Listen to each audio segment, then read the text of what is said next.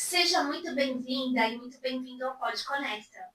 Esse é o nosso espaço de escuta sensível, afeto e trocas reais sobre maternidade atípica, vulnerabilidade e potências em todas as transformações que a vida nos convida a viver.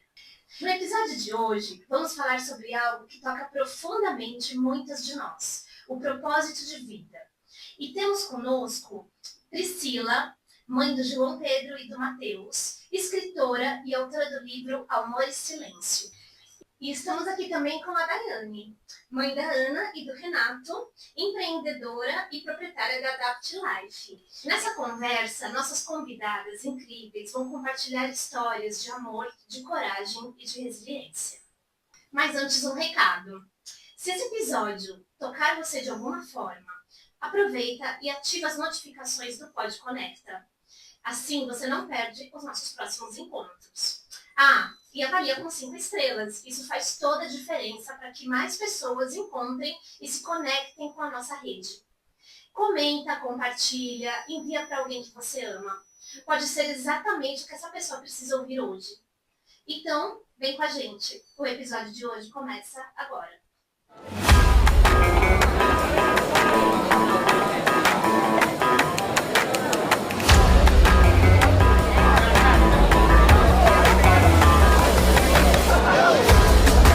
Falar de propósito, depois que tudo muda, é falar de força, de reinvenção e de escuta interna.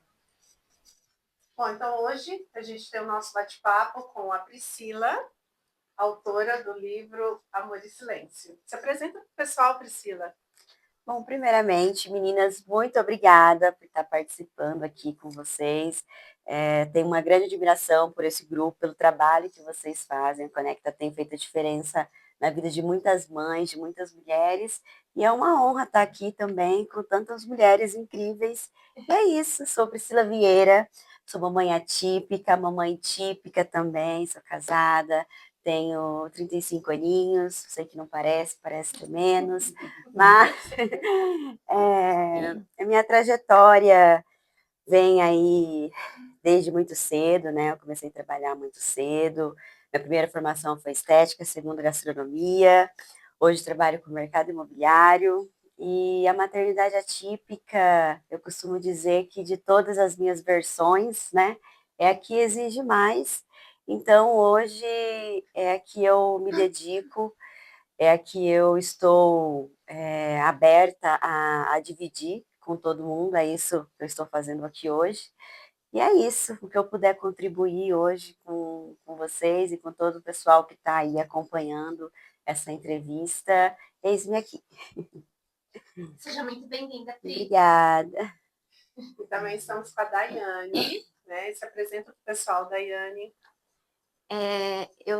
Eu quero agradecer também, né, tá no meio de vocês, de mães, né, tão especiais como vocês, que eu admiro demais. Eu sempre falo que eu amo vocês muito, a particularidade de cada uma é muito especial. E a Pri também, que eu conheci nos encontros, muito, muito, muito, um prazer enorme estar perto de vocês. Também, igualmente. Então, eu sou, né, a mãe do Renato e da Ana, mãe atípica e típica, cristã, né, empreendedora, dona da Adapt Life, casada com Eric, estudante de administração, corredora nas horas vagas e tentando encaixar tudo isso dentro de 24 horas e falhando miseravelmente todos os dias. Então, meninas, para começar o nosso bate-papo, eu queria perguntar para vocês, antes da maternidade atípica, o que vocês pensavam que seria o seu propósito de vida? O que vocês desejavam, o que vocês sonhavam? Bom, antes da maternidade atípica, né, eu era muito focada na carreira. Então, para mim, meu propósito era aquilo, vou estudar, vou me formar, vou trabalhar e quero ter uma carreira profissional bem-sucedida e vamos casar, vamos ter filho, mas eu era muito focada nisso, no profissional, nesse lado profissional. Tive o João, meu primeiro filho, uma maternidade típica, a gente sabe que tem ali os seus desafios, aquela dedicação, mas ainda assim eu conseguia conciliar tranquilamente a minha carreira, né? Em momento algum, eu parei para pensar que eu teria que um dia dedicar, né? De certo modo, a dedicar, embora hoje eu consiga conciliar, mas, enfim.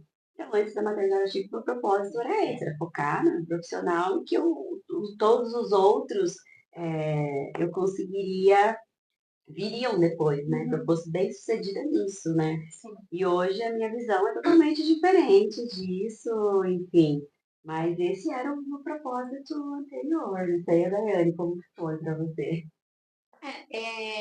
Não diferente de você, a gente sempre quer, busca, né, profissionalmente, ter um emprego bom, mas o meu propósito realmente era formar uma família, né, casar, ter filhos, e dentro disso ser uma profissional de sucesso. Eu já era da área de alimentos, eu sempre trabalhei em empresa de alimentos, então eu queria crescer dentro da empresa, né? Fazer faculdade dentro dessa área. Aí, assim, diferente da Pri, que o primeiro filho que não era atípico, que é atípico, né? Que é típico. E diferente da Pri, a Ana veio primeiro, né? Então, assim, o primeiro filho, né? Então, assim, veio como um baque, né? Que ninguém espera, né? Ter um filho atípico. Mas aí, daí que mudou, né? Tudo, mas era essa a minha pretensão mesmo de vida, formar família e ser feliz na minha profissão.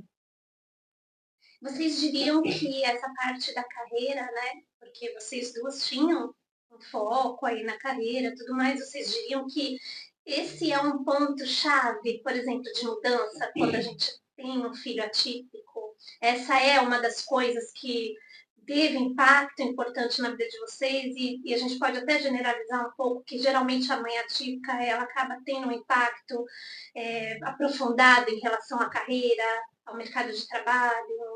Eu acredito que sim. Principalmente para a mãe, né? Independente se ela é uma mãe solo ou não, né? Mesmo tendo o pai ali, eu acho que a primeira que vai abrir mão, vai abdicar da carreira e vai se dedicar mais, vai ser a mãe, né? Então, com certeza, isso impacta diretamente, por mais que ela tenha também uma rede de apoio, que ela tenha, a gente sabe, não sei, como a Daiane falou, né? São 24 horas que nós temos no dia, né? Então, às vezes parece que a gente vai dar conta de tudo, mas nem sempre a gente dá. A gente acaba deixando alguma coisa de lado e muitas vezes somos nós mesmos, né? E os nossos sonhos, carreira, enfim. Então, sem dúvida, isso impacta diretamente, A Pri né? falou de sonho, né? E eu, mesmo já com 3 anos, eu até comentei com você um dia que eu passava na frente da empresa que era o meu sonho trabalhar. E a Ana já tinha 3 anos.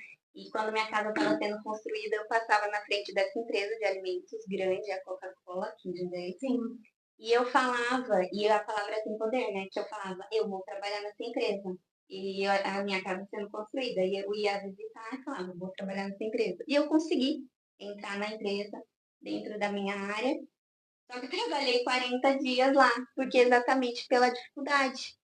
Eu não tinha, as escolas não aceitavam a Ana, eu não tinha com quem deixar. Trabalhei 40 dias assim, capengando com a Ana, com um parente.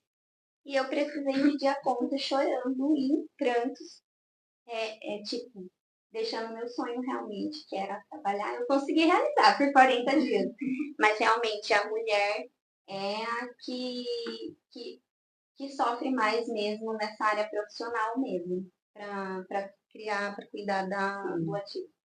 Eu tive uma experiência bem similar com a sua, Pri. Eu também sou mãe de um filho típico e depois de uma filha atípica. E no momento em que o Davi nasceu, eu consegui conciliar a minha carreira, né, com a maternidade. Continuei trabalhando, eu era coordenadora pedagógica numa escola municipal, trabalhava 40 horas semanais. Então, assim, tinha uma forma de organização da rotina que eu conseguia conciliar perfeitamente o meu trabalho com o filho, né, com a maternidade. Quando o Gabi nasceu, eu precisei sair do meu trabalho, porque realmente a rotina muda de uma forma, né? Talvez assim, pelo grau de dependência muito maior que o filho atípico tem, sim. e que nos obriga a, infelizmente, obriga que a gente reestruture a nossa rotina. E a primeira coisa que a gente tem a tendência a abrir mão é a nossa carreira, né?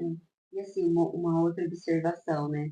Como você falou, o grau de dependência que eles têm. Só que não é só aquele momento que está em casa, né? Por exemplo, eu tenho o João, que ele vai estar um período que não está na escola, ele está em casa, enfim. Mas a dificuldade da escola. A maioria das crianças atípicas tem essa dificuldade da escola. Então, além da dependência que estar ali aos cuidados nossos em casa, muitas vezes a gente não tem essa rede de apoio. Seria uma escola, algo que é um momento em que você poderia se dedicar a uma outra atividade, né? Então tem isso ainda por cima, né? Tem outro desafio também, não só o tempo que está ali, né? Tem outras adversidades atreladas, né? A ter uma criança típica ali. Então, é bem desafiador. Bom, meninas, vocês já falaram, né, sobre os seus sonhos, como antes da maternidade, né, quais caminhos vocês tinham, né, de direcionamento mesmo de vida, né?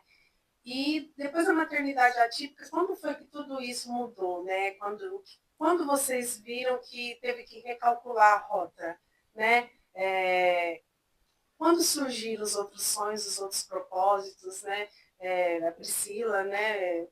Que hoje é escritora, então mudou tudo. Quando foi que tudo mudou? Quando veio essa chama do livro, de você idealizadora de vários projetos aí? Quando foi que tudo começou, Pri? Conta pra gente. Então vamos lá, tem 2 pontos, né, que eu acho que é mais relevante aí desse start, né, vamos dizer assim. O primeiro, pós-diagnóstico, né, assim como eu acredito que muitas mães atípicas pensam que não vão conseguir ser mais nada, né, além de mães, depois que a gente recebe ali um diagnóstico. E por um bom período ali, muitas relatam esse como um período de luto, né? Enfim, por uma boa parte ali, até eu fazer toda essa digestão, todo, né? Eu pensei, né, que seria dessa maneira. E depois, um outro start, foi quando o processo do livro começou, que foi dentro de mim, né? Eu costumo dizer que esse livro, de fato, ele é o coração, né, ali de uma mãe atípica. Todo livro já é um encontro do leitor com o autor, mas ali eu digo que muitas estão ali com o meu coração, porque esse livro ficou por muito tempo guardado aqui, por muito tempo, né, em processo dentro de mim, até eu entender que eu tinha algo a dizer, né, e colocar isso no papel, colocar isso para fora e mudar esse propósito, né? Eu falo muito dessa analogia no livro, né? De você ressignificar. No meu caso, eu convivo com uma criança autista, né? Que cada uma tem um transtorno, uma deficiência. O seu desafio é diferente do meu no papel, no diagnóstico. Mas eu entendo a sua dor, eu entendo a sua dor, eu entendo a sua dor, eu entendo a sua dor, né?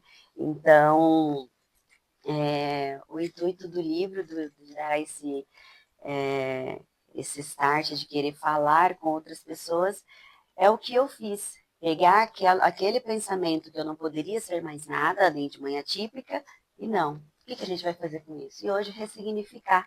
Então, aprender, ver de outra maneira, desde do meu autismo não verbal, que é o que eu convivo, eu ressignifiquei, é uma nova linguagem de amor, eu aprendi a ouvir tudo aquilo com uma nova expressão, e trazer isso para a minha realidade. Eu acredito que a partir do momento que você muda a maneira de ver, a mudança tem que vir de dentro, né? Primeiro a gente muda aqui para conseguir mudar esse cenário em si por fora.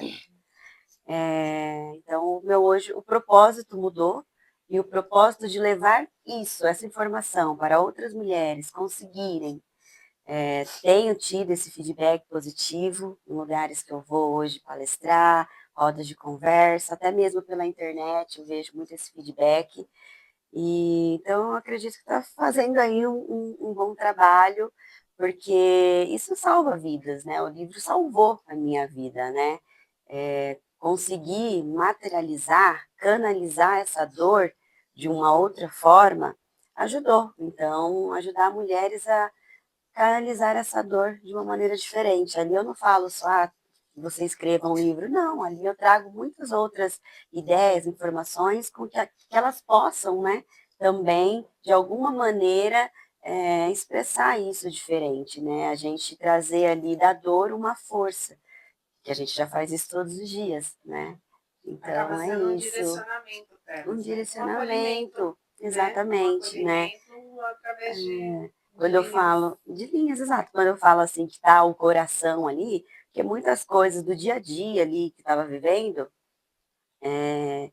nossa, preciso pôr isso no livro. Não tinha como, sei lá, pegar, escrever como um escritor profissional, ir lá e colocar no computador, não. Eu pegava o meu celular, às vezes tem, acho que todo mundo aqui tem um grupo com você mesmo, né? Então, vou lá naquele, não tem, eu tenho, faço, é muito bom. Então, eu vou lá e gravava aquele áudio rapidinho. Nossa, preciso na hora que der, eu vou pôr isso aqui no livro. Às vezes eu estava ali de madrugada, acordava, perdi o sono. Nossa, teria que colocar isso no livro. Ia lá e escrevia, porque daí estava todo mundo dormindo, dava para mandar um áudio. Escrevia ali, então assim, ia juntando. Então, quando eu falo que é ali do meu coração, é aquilo, tem muita coisa ali que é óbvio que muita coisa. Eu tive muitas referências bibliográficas, é óbvio, porque a gente precisa ter, né? Essa parte técnica, mas é isso, era de fato levar ali um propósito com outro olhar, de mãe para mãe. Né? Inclusive, na página 31 do seu livro, você fala que você vai ser a voz do Mateus, né? No Sim, mundo, né? Você vai ser a expressão dele para o mundo. enquanto ele não falar, eu vou Isso, falar por isso ele. você vai falar por ele. Então, assim, eu achei essa parte muito impactante, assim, porque às vezes as mães, elas não sabem se posicionar para ser a voz do filho, né? Sim. E o seu livro pode trazer isso para elas, né? De uma maneira. Assim, eu vi uma seguidora receber o seu livro no Belém, se eu não me engano, Tocantins. Tocantins.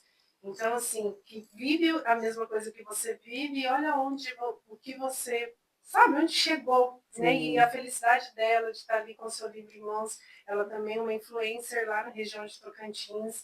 Então, situações de vidas totalmente diferentes, Sim, mas com uma dor por igual, né? exatamente. E o seu livro levou um acolhimento para ela. E isso é muito bacana, né? Sim. Você está aqui impactando gente por todos os territórios, né? Isso é muito Sim, legal. sim.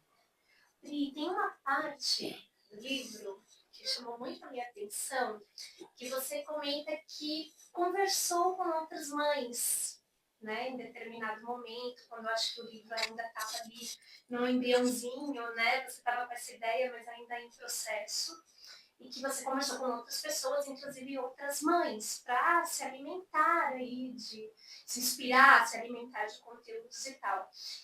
Isso fala muito ao nosso coração aqui no Conecta, né? Porque nós enfatizamos muito a importância de estarmos entre outras mães atípicas, mas não somente entre mães atípicas, entre outras mães, entre outras mulheres, numa rede, né? Que acaba por se tornar uma aldeia. Como que foi essa conversa com outras mulheres, né? Que mulheres foram essas, se você puder mencionar? E como que esse bate-papo, como que essa interação com outras mulheres contribuiu, de alguma maneira, para esse seu processo de ressignificar a sua jornada, a ponto, né, de escrever um livro e a ponto de conseguir se tornar uma referência também para outras mulheres? Vamos lá. Quando eu cito essa parte em relação a ter outras mulheres, conversar com outras, é a vivência do dia a dia, porque todos os dias eu estou numa clínica rodeada de mulheres, todos os dias eu estou ali olhando no olho, ouvindo dela e falando, né?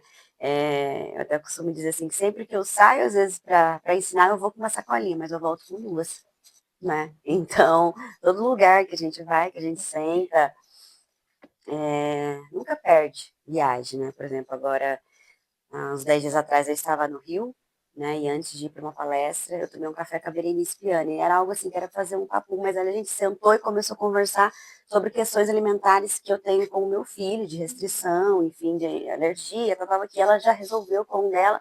E é uma coisa assim, ali ninguém é ninguém, não é a Priscila, não é a Berenice, são duas mães atípicas conversando e se ajudando. E eu até brinquei com ela, falei, você tá vendo, quando duas mães atípicas se encontram, não perde viagem. Não perde viagem, entendeu? A gente sempre tem essa troca, porque seja por pouco tempo ali, a gente sempre vai agregar uma na vida da outra, né?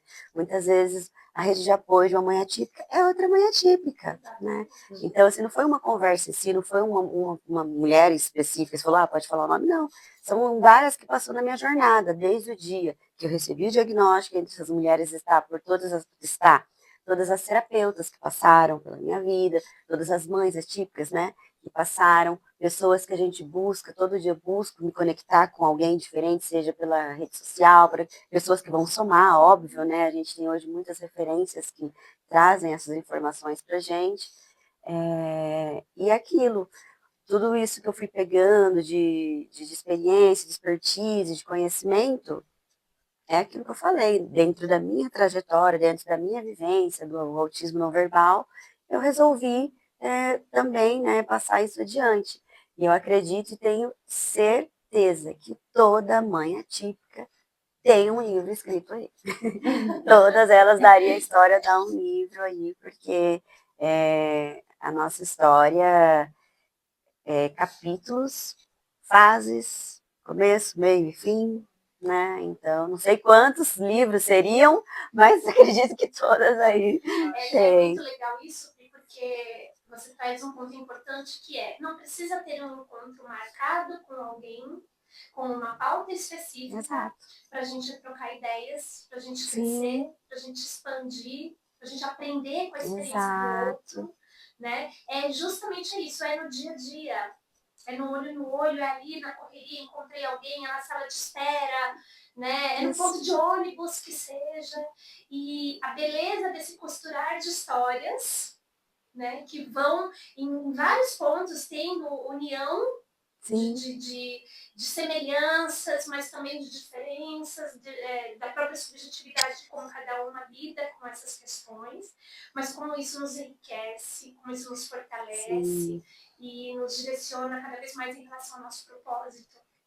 Exatamente, é uma troca, né? E para você, Dai, como foi esse marco, né, de quando você pensou, preciso ressignificar, preciso me encontrar e quero ter uma independência financeira, quero empreender. Como é que isso começou para você?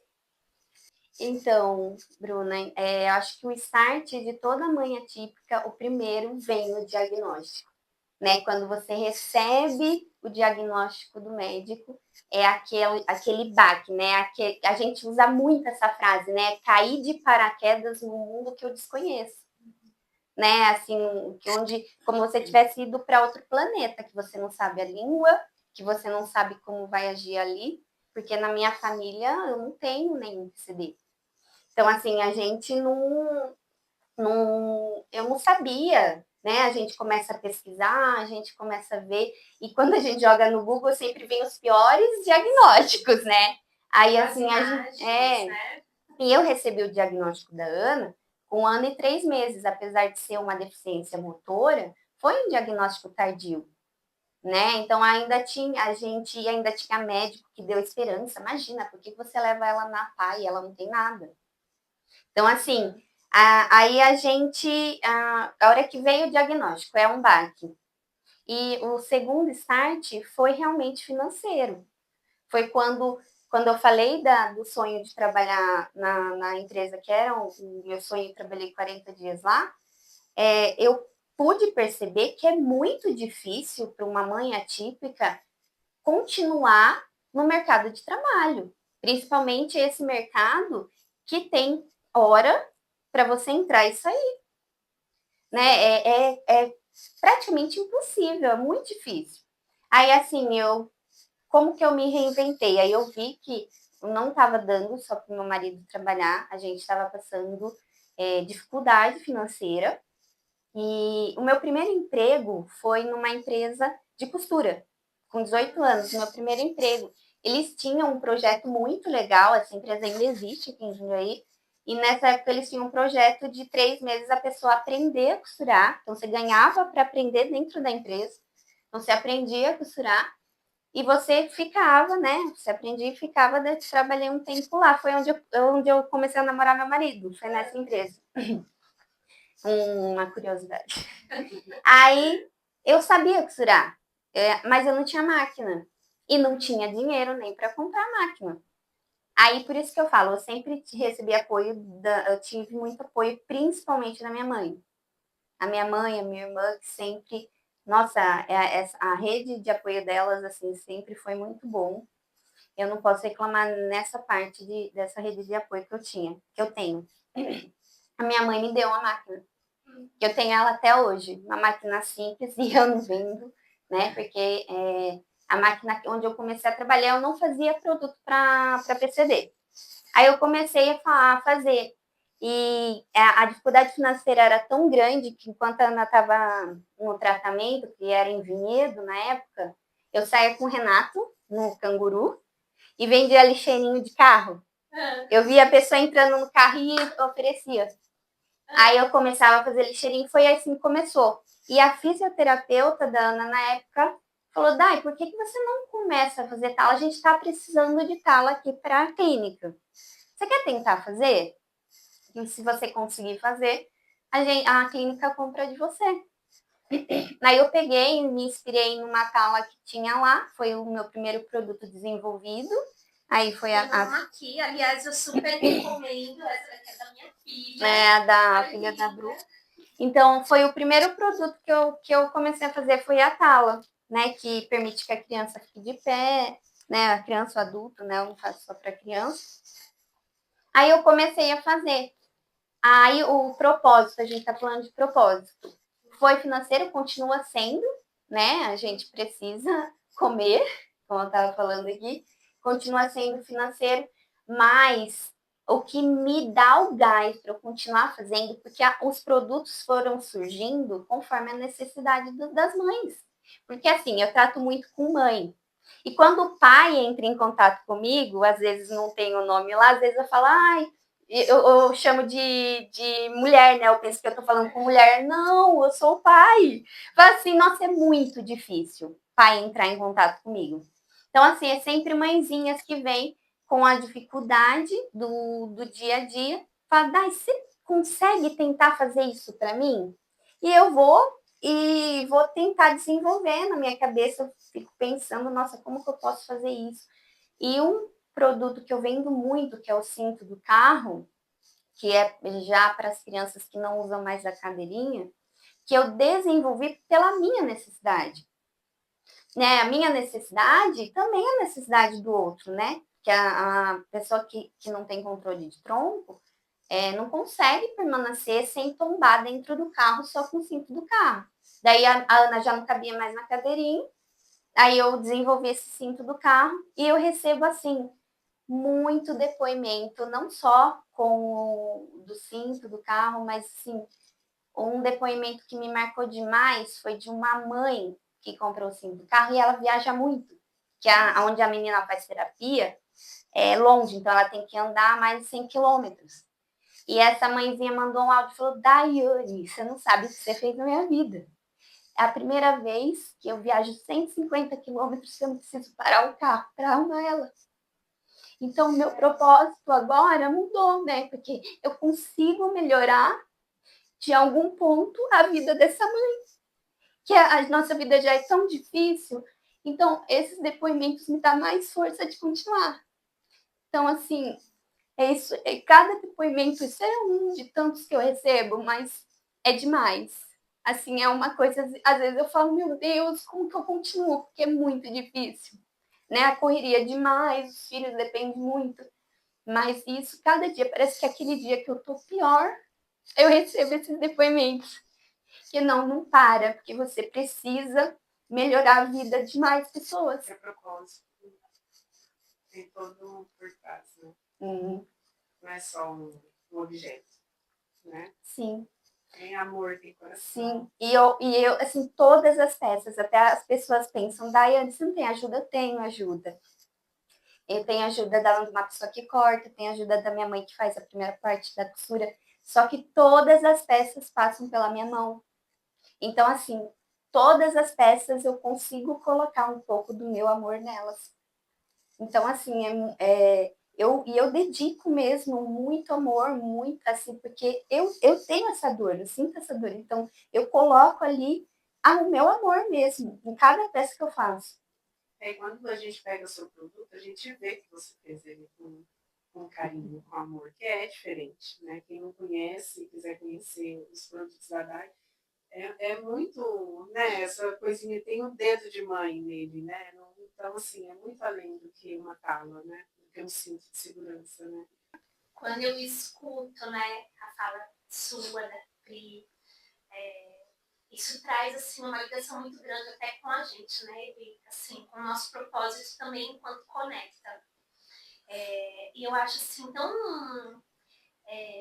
como posso dizer, assim, eu acho tão potente quando a gente tem essa oportunidade, né, de juntar aqui 4 mulheres para conversar sobre propósito de vida.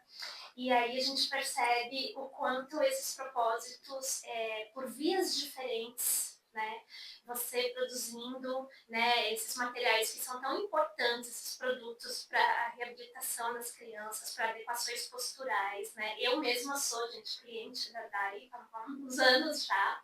Já liguei para ela, lembra no pós-cirúrgico da minha filha, pedindo uma tala específica que tinha que dobrar, que a gente ficou planejando e deu tudo certo. E a Dai me atendeu com todo carinho e produziu uma tala diferenciada para minha filha.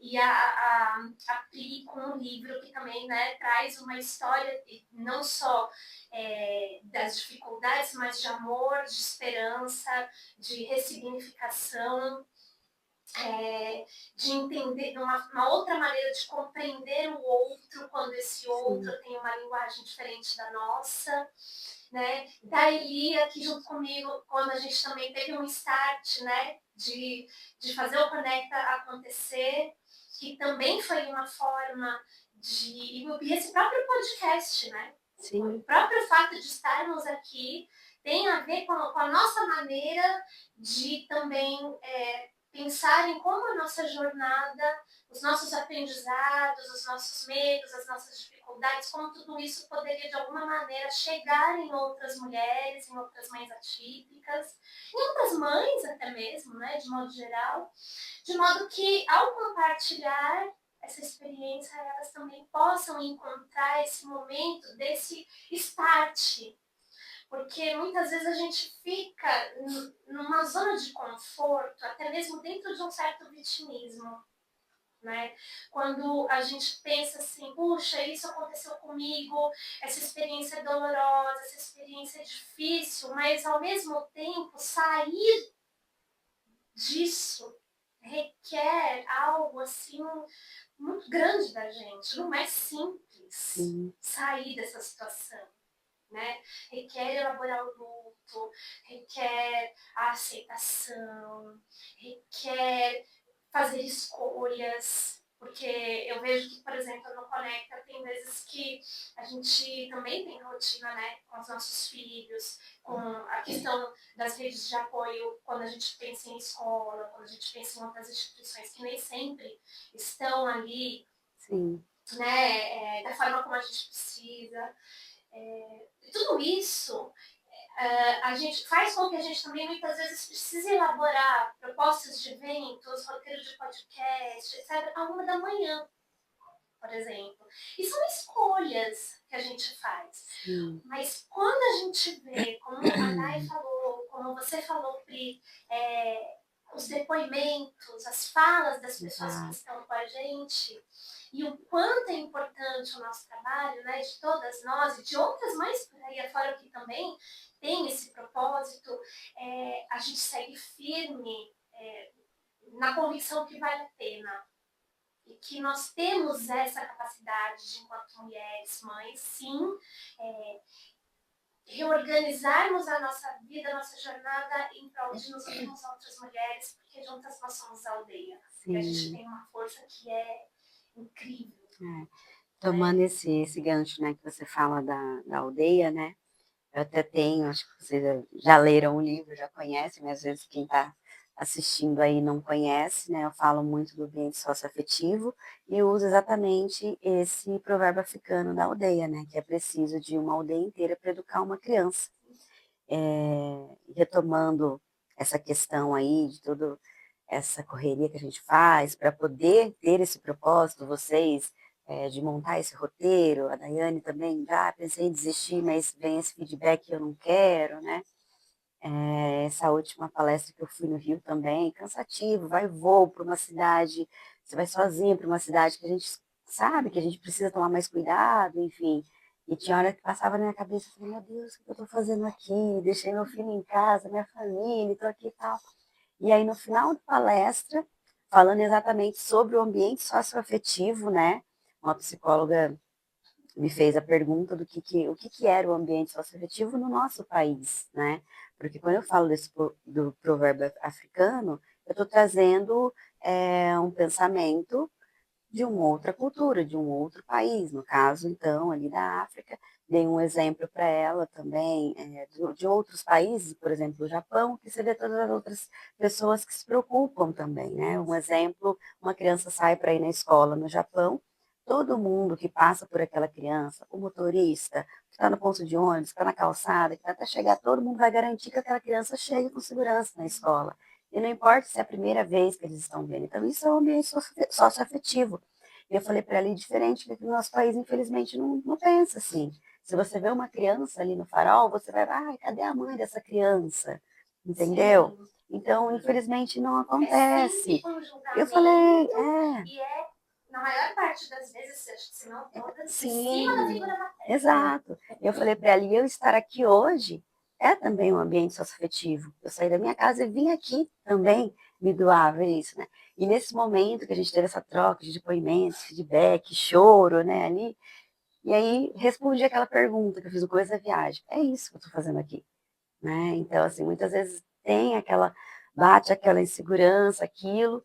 Por muito tempo eu achava e falava, hoje vou guardar minha dor no bolso e vou ouvir minha amiga, vou ouvir minha colega. E hoje não, hoje eu não quero guardar minha dor no bolso. Eu aprendi a canalizar essa dor. Eu tenho que resolver essa dor para poder ajudar. Não quero ensinar ela a guardar a dor dela no bolso. E depois você vai ter que pegar. Se você guardou, é sua, né? Então, ressignificar de fato, né? Eu até chego na palestra e falo, olha, hoje eu não quero só tocar coração. Eu quero fazer vocês tomarem decisões, né? Então, acho que é um ponto importante. Não é só motivar, né? Trazer ferramentas que possam ajudar essas pessoas na caminhada, nessa jornada aí que seja diferente. Usar a dor a seu favor, né? Em Sim, vez de sim. pôr ela como um vilão, aprender com a dor, né? Exato. Porque geralmente a gente aprende muito na dor, né? Isso. Eu falo que a gente é como a azeitona, né? Quando a gente sofre aquele aperto, o esmagamento, é que sai o melhor da gente, né? Que sai o azeite, né? Que é tão nobre. Então a gente também, assim, quando a gente passa por um processo de dor e de muito sofrimento, sempre vem extrair o melhor da gente, porque você tem que tirar o melhor de tudo. As melhores coisas estão após a dor, com certeza. Exatamente. E às vezes a gente vê, assim, tem pessoas que elas querem se livrar da dor ou esquecer a experiência dolorosa a qualquer custo, né? Por exemplo, não, isso não aconteceu comigo. Quando, na verdade, não é esse o movimento, né? O movimento é a gente lembrar, sim, porque tanto as experiências boas como as experiências dolorosas, difíceis, fazem parte daquilo que nós somos, né? Da construção do nosso eu, que vai se modificando conforme as nossas experiências ao longo da nossa vida, né? E eu tinha um professor, Mário Sérgio Cortella, ele foi meu professor na época que eu fiz mestrado, e ele dizia muito isso, né? Eu lembro que um dia era aniversário dele, e ele chegou na aula, e todo mundo, né? Poxa, professor, e aí, parabéns, e aí, né? Tá ficando mais velho. E ele disse uma coisa que eu não esqueci nunca mais. Ele disse assim, não, eu não estou mais velho, assim. Eu me considero como um livro. E hoje eu sou a minha edição revista e ampliada, né? Isso me marcou de uma forma assim muito profunda, porque a cada nova experiência, a cada novo ano, nós vamos agregando coisas, né, a nós que vão nos tornando mais fortes, mais resilientes, mais experientes. E isso faz parte da gente. O que a gente precisa ter em mente é pegar as experiências difíceis e transformá-las em aprendizados. E quando isso faz parte do nosso propósito, ver uma maneira de inspirar outras pessoas com esses nossos aprendizados. Né? Se vocês pudessem dizer algo para a mulher que vocês eram antes, o que vocês diriam? Eu diria, o que eu podia falar para a mulher que eu era antes. Você nunca esteve, não está e nunca vai estar sozinha. Estamos fazendo um bom trabalho. Meninas, e a gente falou tanto sobre propósito, né, nesse bate-papo, e como vocês definiriam em uma frase o propósito de vocês? Diagnóstico não é sentença. Seria uma frase. Eu fiquei pensando na frase, um filme que eu assisti é brasileiro, maravilhoso, chama Inexplicável.